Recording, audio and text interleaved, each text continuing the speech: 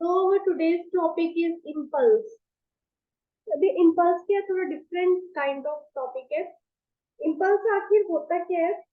आपने क्या है इसमें large amount of force किसी ऑब्जेक्ट के ऊपर लगाई थोड़े समय के लिए, ठीक है, बिल्कुल थोड़े समय के लिए आपने क्या large amount of force apply की किसी ऑब्जेक्ट के ऊपर, जिससे क्या है एक रिजल्ट में हमारे पास चेंज इन मोमेंटम आ गया. Impulse is not just a change in momentum. Impulse is the result of change in momentum when large force is applied in short time. ठीक है. अब इसको पहले हम impulsive force, impulse में हमारे पास टर्म आती है impulsive force, इसके बारे में जानते हैं. ठीक है. impulsive force क्या होती है? बहुत लार्ज अमाउंट में जब फोर्स एक्ट की जाए फॉर शॉर्ट टाइम, ताकि हमारे पास क्या है finite change in momentum observe किया जाए.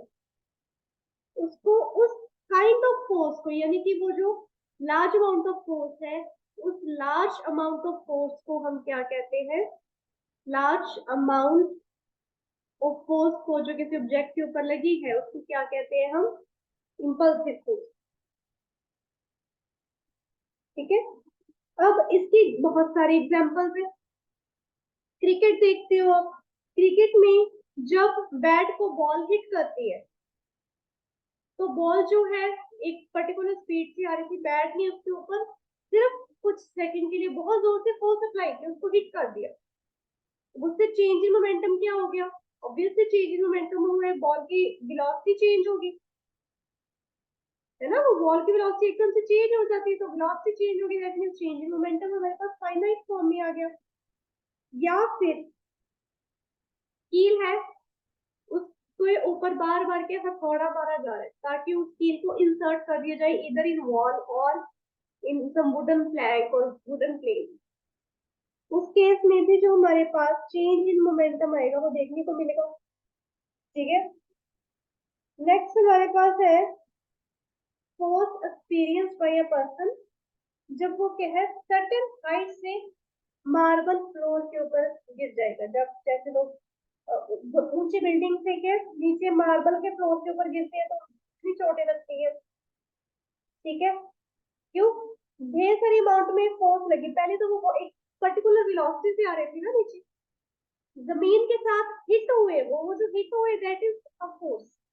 तो जैसे ही वो फोर्स एक्ट हुई उनके ऊपर वो नेगेटिव इम्पैक्ट भी देखने को मिला, उनको इंजरीज हुई and in many cases they had to face the death. तो इम्पल्सिव फोर्सेस जो है यूजुअली वरी करती हैं इन एब्रप्ट एब्रप्ट सॉरी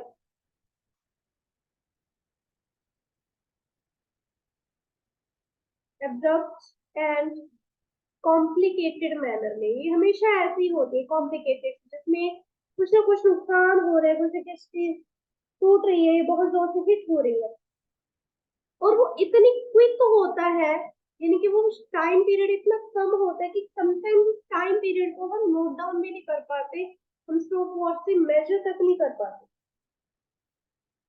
ठीक है. तो उस इम्पल्सिव फोर्स से जो हमारे पास इफेक्ट एक निकल के आया वो हमारे पास इम्पल्स बना. पहले तो हमारे पास सिर्फ ये थी कि फोर्स होती है, टाइप्स होती है. अब एक फोर्स हमें ये पता चली कि जब ये बहुत जोर से हिट होती है इसके साथ ही कुछ ना कुछ चेंज आता है, कुछ ना कुछ अलग चीज होती है, भयंकर सा कुछ हो जाता है. तो उस काइंड ऑफ फोर्स को जो बहुत कम समय के लिए लग रही है दैट इज इम्पल्स. अब जो इम्पल्स है वो क्या है? इम्पल्स की प्रॉपर डेफिनेशन देखिए. इम्पल्स है हमारे पास total effect of a large force which acts for a short period of time to produce a finite change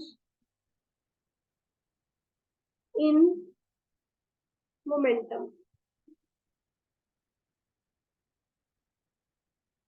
ठीक है, तो इसको हम अगर मैथमेटिकली डिफाइन करें तो मैथमेटिकली हमारे पास इम्पल्स क्या होगी, that will be force times time duration, force multiplied by time duration. कितना समय में ये फोर्स जो है एब्रप्ट हुई, एब्रप्ट फोर्स लगी, जिसके कारण हमारे पास क्या है, चेंज इन मोमेंटम आया।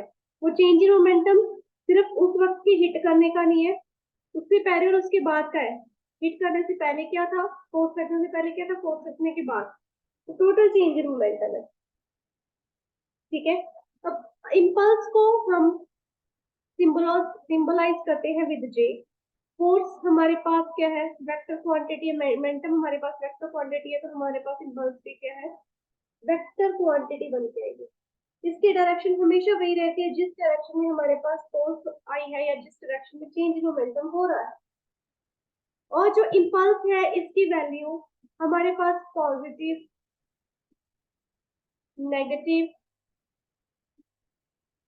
या जीरो भी हो सकती है। ठीक है, डिपेंड करता है जो मोमेंटम है बॉडी का, वो इंक्रीज हो रहा है, डिक्रीज हो रहा है, या वो कांस्टेंट रहता है। इंक्रीज होगा मोमेंटम तो ऑब्वियसली इम्पल्स पॉजिटिव है, मोमेंटम डिक्रीज हो रहा है तो इम्पल्स नेगेटिव है। एंड अगर कांस्टेंट है यानी कि कोई चेंज नहीं आया, रिमेन्स अनचेंज्ड है, तो जो हमारे पास अगर मोमेंटम चेंज, मोमेंटम अनचेंज है, तो हमारे पास इम्पल्स जीरो है। ऑब्वियसली इम्पल्स क्या है, चेंज इन मोमेंटम। अगर चेंज इन मोमेंटम ही नहीं हुआ, कांस्टेंट रहा, रिमेन अनचेंज रहा, तो इम्पल्स की तो कोई वैल्यू ही नहीं आएगी, तो वो वहां पर हम उसको जीरो कंसीडर करते हैं। ठीक है, अब as the product of force and time, इसको हम क्या डेरिवेशन करते हैं इम्पल्स की। देखिए हमारे पास जो इम्पल्स है वो जे के साथ डिनोटेड है। ठीक है, अब हमारे पास ये था एफ इंटू टाइम, है ना। अब क्या हम स्मॉल अमाउंट ऑफ इम्पल्स ले रहे हैं, तो वो small amount of time period में आएगा हमारे पास। ठीक है, तो अगर हम कहें कि ये स्मॉल अमाउंट वाला जो टाइम है इसको हम फाइनाइट इंटरवल में कन्वर्ट कर दें, फाइनाइट इंटरवल में हम इसको कन्वर्ट कर रहे हैं of time from T1 to T2। ठीक है, तो इम्पल्स हमारे पास क्या आएगी, तो हम क्या करेंगे, इंटेग्रेशन होगी हमारे पास। इंटेग्रेशन होगी तो देखिए डी जे के ऊपर अगर हम डेरिवेशन लगाएंगे, एंड एक हमारे पास आएगी एफ टी टी। देखिए यहाँ पर हमारे पास टाइम के रिलेटेड कुछ नहीं है, तो क्या हमारे पास फाइनाइट टाइम इंटरवल इस साइड लग सकते हैं, नहीं लग सकता। बस हम इसको इनको डॉट वन करके सिंपली सॉल्व कर लेंगे। लेकिन यहाँ पर हमारे पास टी डी टी है ना, टाइम है, तो यहाँ पर हमारे पास ये finite interval T1 to T2 लग जाएगा। ओके, नाउ अब फोर्स का तो इसमें कोई काम नहीं, अगर फोर्स के साथ डेरिवेशन होती डी होता तो ये हमारे पास क्या इंटेग्रेट हो जाता। ठीक है, तो फोर्स इसमें हम बाहर निकाल लेंगे। तो यहाँ पर डी जे की इंटेग्रेशन हुई है, डी जे डॉट वन की इंटेग्रेशन हुई है, तो यहाँ पर हमारे पास इसलिए जे आएगा। मान लीजिए ये जो फोर्स लग रही है हमारे पास ये एवरेज फोर्स है, इंस्टेंटेनियस वाली की थी ना, उसमें से हम एवरेज फोर्स निकाल के आ रहे हैं। ठीक है, अब अगर ये एवरेज फोर्स है तो एफ ए भी हमारे पास बाहर आ गया, पीछे क्या बचा, T1 to T2 D T रह गया। ठीक है, अब इसकी पता है सिंपल डेरिवेशन क्या होगी, F average T T1 to T2। ठीक है, अब जैसे ही हम इसके अंदर लिमिट्स फिल करेंगे, लिमिट्स फिल करने से हमारे पास क्या आ जाएगा, T2 माइनस T1, है ना। अब T2 माइनस T1 क्या है, फर्स्ट जब टाइम में कितना क्या चेंज है, सेकंड टाइम में क्या हुआ, तो एक चेंज इन टाइम आ गया। चेंज इन टाइम को हम F A B delta T लिख सकते हैं। डेल्टा टी हमारे पास क्या है, T2 माइनस T1, यानी कि जो चेंज आया हमारे पास। तो जो इम्पल्स है हमारे पास फोर्स की, वो इक्वल टू है प्रोडक्ट ऑफ एवरेज फोर्स और वो जो time interval T2 minus T1 वाला जो इंटरवल है जिसके अंदर वो एक्ट हो रही है। ठीक है, अब करते हैं SI unit of impulse. SI unit, SI unit में देखिए फोर्स हमारे पास है न्यूटन। न्यूटन को हम क्या कहते हैं? किलोग्राम मीटर पर सेकंड स्क्वायर, है ना। टाइम हमारे पास सेकंड में आ गया, तो ये 2 ये 1 मतलब कि इसके साथ ये वाला कैंसिल हो जाएगा, तो किलोग्राम मीटर पर सेकंड आ गया हमारे पास। CGS हमारे पास यूनिट आ जाएगा ग्राम सेंटीमीटर पर सेकंड, और डायमेंशनल फॉर्मूला हमारे पास इसका आ जाएगा, डायमेंशनल फॉर्मूला देखिए यहीं से पता लग रहा है, किलोग्राम यानी कि मास, मीटर यानी कि लेंथ, सेकंड्स यानी कि टाइम। यहाँ से हमारा ये डायमेंशनल फॉर्मूला आ गया। अब हमने एक चीज प्रूव करनी है कि जो इम्पल्स है वो क्या है, इक्वल है to change in momentum produce by force. यानी कि जो हमने डेफिनेशन की है उसका पहला भाग तो हमने क्या सॉल्व कर दिया, प्रूव कर दिया कि जो इम्पल्स होती है हमारे पास force time time duration time interval की जरूरत है। अब उसका सेकंड पार्ट प्रूव करना है कि जो इम्पल्स है हमारे पास चेंज इन मोमेंटम के इक्वल होती है, इसको भी मैथमेटिकली प्रूव करना है। अब हमें पता है कि जो अप्लाइड फोर्स होती है, अप्लाइड फोर्स जो होती है हमेशा इक्वल होती है to the rate of change of momentum, है ना। अप्लाइड फोर्स हमारे पास हमने ये पीछे पढ़ा था सेकंड लॉ ऑफ मोशन में, है ना। dt इधर गया, F dt is equals to dt। अब मान लीजिए हमारे पास अब टाइम इंटरवल चल रहा है, टाइम इंटरवल चलेगा 0 टू t। टाइम इंटरवल हमारे पास चल रहा है 0 टू t। जब ये टाइम होगा फ्रॉम 0 टू t, जो मोमेंटम होगा बॉडी का वो चेंज कर जाएगा from P1 to P2। P1 position से P2 पोजीशन में, मतलब P1 से P2 फॉर्म में आ जाएगा। तो इसको हम इन्हीं लिमिट्स में इंटेग्रेट करेंगे। तो जिस साइड टाइम होगा उस साइड हम 0 टू t करेंगे, जिस साइड P है हमारे पास उस साइड हम P1 टू P2 करेंगे। ठीक है, अब देखिए फोर्स का तो हमारे पास यहाँ पर कोई काम नहीं है। ठीक है, और हमें ये भी पता है कि हमने पिछली इक्वेशन में F डॉट dt को प्रूव किया है एज इम्पल्स। जो ये पार्ट है हमारे पास ये तो J है, पिछले डेरिवेशन में हमारे पास था J आ गया था, और इधर हमारे पास क्या है F dt अभी पड़ा था T1 टू T2, चाहे जो भी ड्यूरेशन थी पर हमारे पास नॉर्मल में ये चीज आ गई, यहाँ पर सीधा हम इसको J से रिप्लेस कर दिया। अब डेरिवेशन करेंगे इसकी, तो P आ गया P1 टू P2, तो J हमारे पास आ गया P2 माइनस P1। ठीक है, तो यहाँ से हमें क्या पता चल रहा है, जो इम्पल्स होती है किसी भी फोर्स की वो इक्वल होती है to the total change in momentum produced by the force. तो ये जो रिलेशनशिप होती है इम्पल्स और मोमेंटम की, इसको हम क्या बोलते हैं, इसका नाम है इम्पल्स मोमेंटम थ्योरम। ये हमने अभी थ्योरम की है, ये सारी की सारी क्या है, इम्पल्स मोमेंटम थ्योरम। क्लियर हुआ?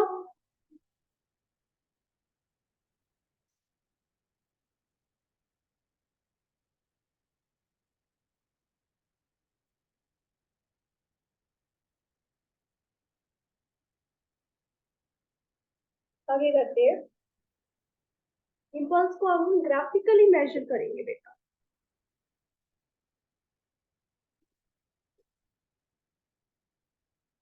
Graphically,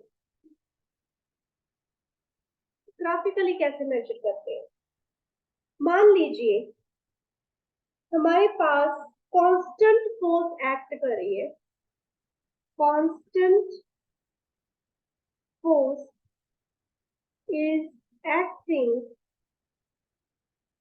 on a body. So when a constant force is acting on a body, तो उस वक्त हमारे पास क्या चेंज आएंगे? अगर वो एक्ट कर रही है from time t1 to t2, तो हमारे पास एक फोर्स टाइम ग्राफ आता है।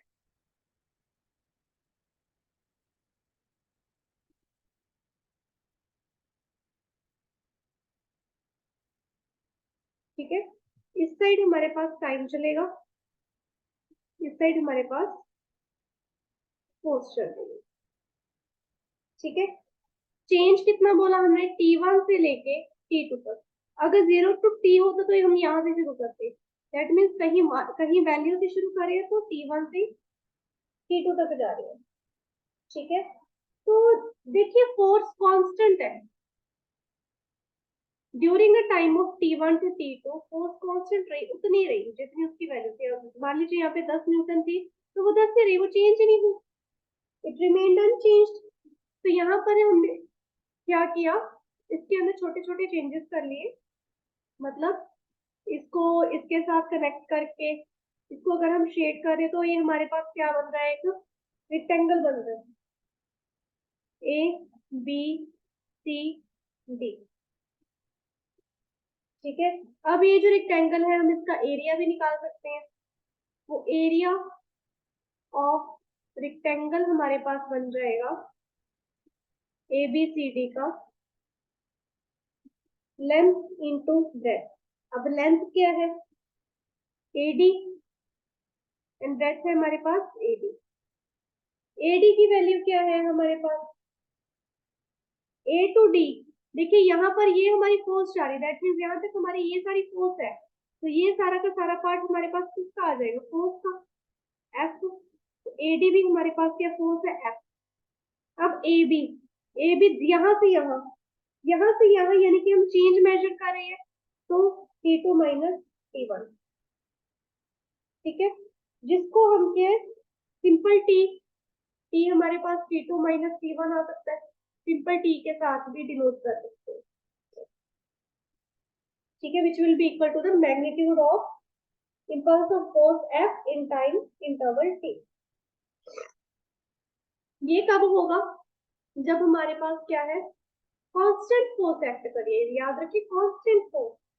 अगर यही हमारे पास variable force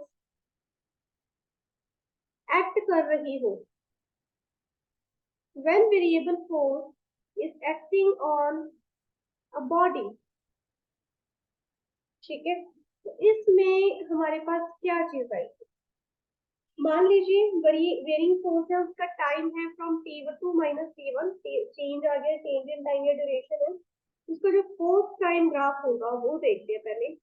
force time graph हमारे पास ये है, जिसमें हम अपनी तरफ से सिचुएशन कंसीडर करके चलेंगे। फोर्स टाइम, ठीक है, impulse of force in time interval T. अब देखिए ये वरी कर रही है, हो सकता है ये यहाँ 0 से शुरुआत कर रही हो, फिर बढ़ गई हो, बढ़ती बढ़ती बढ़ती बढ़ती वो एकदम टॉप पे पहुंच के फिर वो कम हो गई, फिर वो कम होती गई, कम होती गई, कम होती गई, फिर वो बिल्कुल 0 पे आ गई। कैसे भी चेंज आ सकता है वेरिएबल का। तो यहाँ पर क्या हमारे पास ये इस तरह से ग्राफ आ जाए, पीक पॉइंट को बी दे दिया, इधर वाले को सी दे दिया।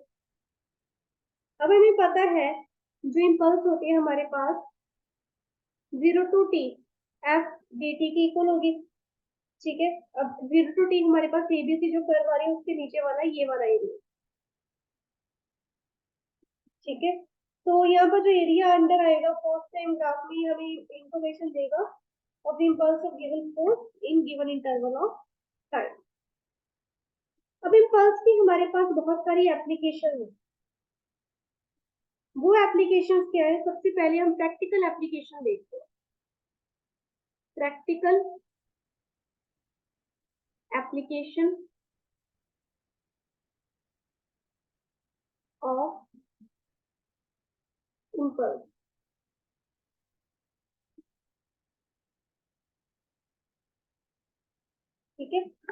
देखिए प्रैक्टिकल एप्लीकेशन ही हमारे पास आ जाएगा। अगर दो फोर्सेस हो, अभी तक तो एक ही फोर्स की बात कर रहे थे, अगर मेरे पास दो फोर्स है, एक F1 है और एक F2 है ना, तो दोनों क्या है, एक बॉडी के ऊपर एक्ट कर रहे हैं। तो जब वो बॉडी के ऊपर एक्ट कर रहे हैं, वो सेम इंपल्स, दोनों फोर्सेस सेम इंपल्स प्रोड्यूस कर रही है। ठीक है, तो उनकी टाइम ड्यूरेशन क्या होगी, कैसी आएगी कि F1 जब एक्ट करे T1 टाइम के साथ, तो वो F2 के इक्वल आए विद T2 टाइम। ठीक है, बात तो पता ही है कि जो इंपल्स की टाइम ड्यूरेशन होगी वो लार्ज होगी, और जो फोर्स एक्सर्टेड होगी वो स्मॉल होगी उस वक्त, तभी ये चीज पॉसिबल है। इस चीज को कैसे क्लियर कर सकते हैं,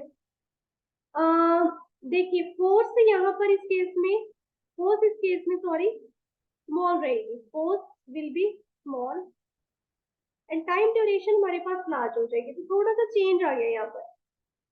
प्रैक्टिकली ये भी पॉसिबल है, ये जरूरी नहीं कि कम समय में ज्यादा फोर्स लगे, ज्यादा समय में कम फोर्स भी बहुत इम्पैक्ट ला सकती है।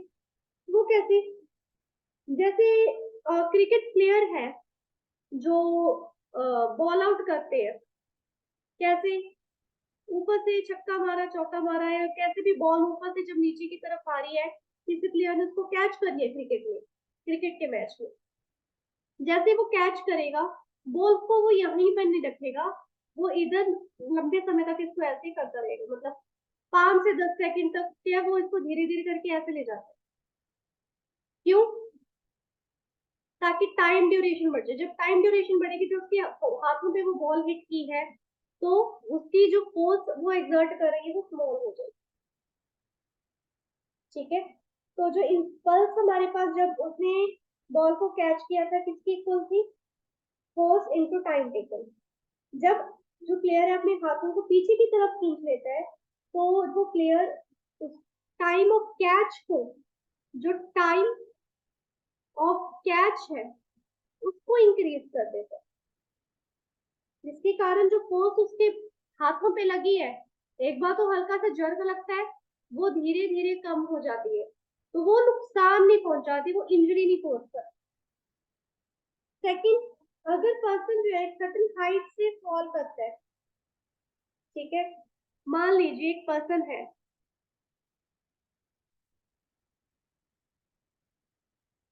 एक पर्सन है आपके पास, वो एक बिल्डिंग से क्या नीचे छलांग मार रहा है, इसके आगे सीमेंटेड फ्लोर है, ठीक है, सेम बिल्डिंग है, सेम हाइट है, ठीक है, एक और पर्सन है हमारा, उसके यहाँ पर क्या है, हीप ऑफ सैंड,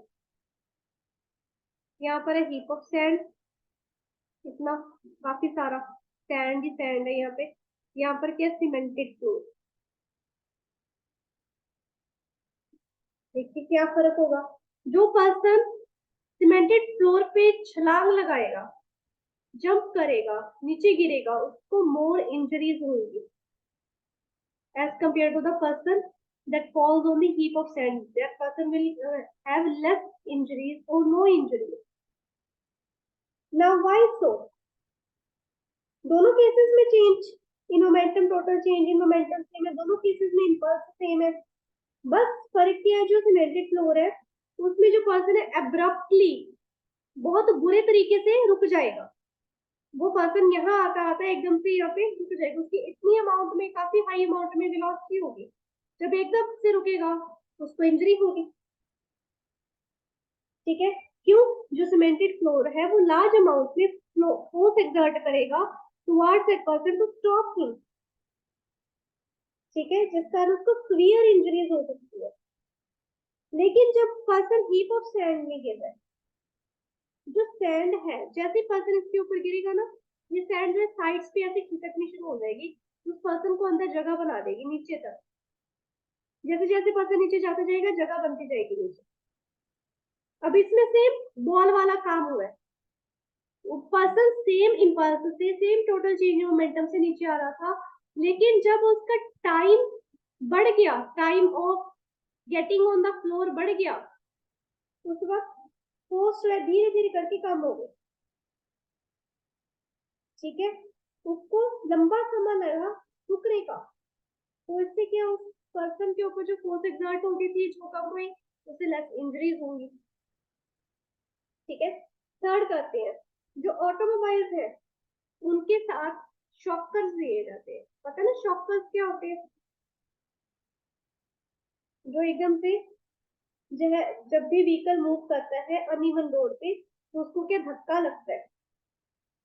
ठीक है, जैसे कि मोटरसाइकिल को जब आपने देखा होगा अनइवन रोड पे जब कर रहे होते हैं, आप माउंटेन क्लाइंबिंग वाले बाइक्स देखो, जैसे वो एकदम से ऊपर खबड़ वाली जगह पे होते हैं, उनका जो फ्रंट व्हील होता है ना वो भी ऐसे आगे पीछे हिलता है, वो जर्क रिसीव करता है।